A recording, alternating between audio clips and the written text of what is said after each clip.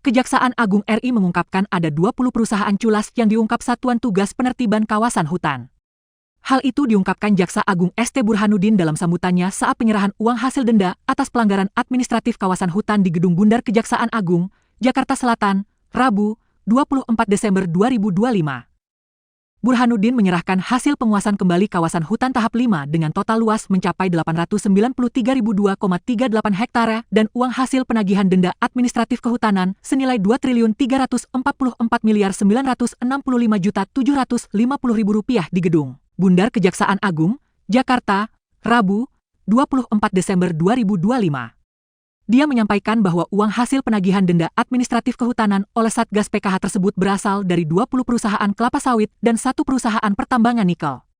Dalam kegiatan yang disaksikan langsung oleh Presiden Prabowo Subianto itu juga dilakukan penyerahan uang hasil penyelamatan keuangan negara atas penanganan perkara tindak pidana korupsi oleh Kejaksaan RI sebesar Rp4 280.328 440 469 74.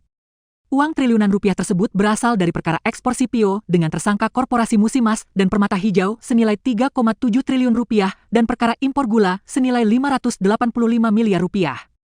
Penyerahan uang hasil penyelamatan kerugian negara dengan total senilai 6.625.294.190.469,74 rupiah diserahkan secara simbolis oleh Jaksa Agung ST Burhanuddin kepada Menteri Keuangan. Dalam kurun waktu 10 bulan, tim Satgas PKH telah melakukan penguasaan kembali lahan perkebunan seluas 4.081.560,58 ha atau mencapai lebih dari 400% dari target yang ditetapkan. Nilai indikasi lahan yang telah dikuasai kembali tersebut mencapai lebih dari 150 triliun rupiah.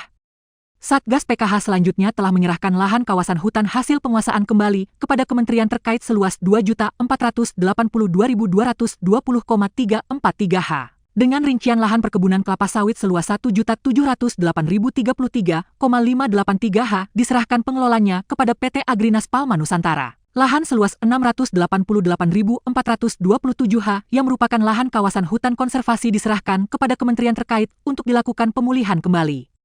Selain itu, Satgas PKH juga menyerahkan lahan seluas 81.793 yang merupakan kawasan Taman Nasional Tesonilo untuk dihutankan oleh kementerian terkait.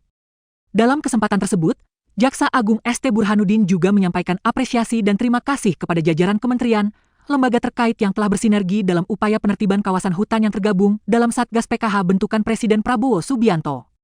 Turut hadir dalam kegiatan ini yaitu Menteri Pertahanan Djafri Syamsuddin, Menteri Keuangan Purbaya Yudi Sadewa, Menteri Sekretaris Negara Prasetyo Hadi, Menteri Kehutanan RI Raja Juli Antoni, Sekretaris Kabinet Teddy Indrawijaya, Kepala BPKPM Yusuf Ateh, Kapolri Jenderal Pol.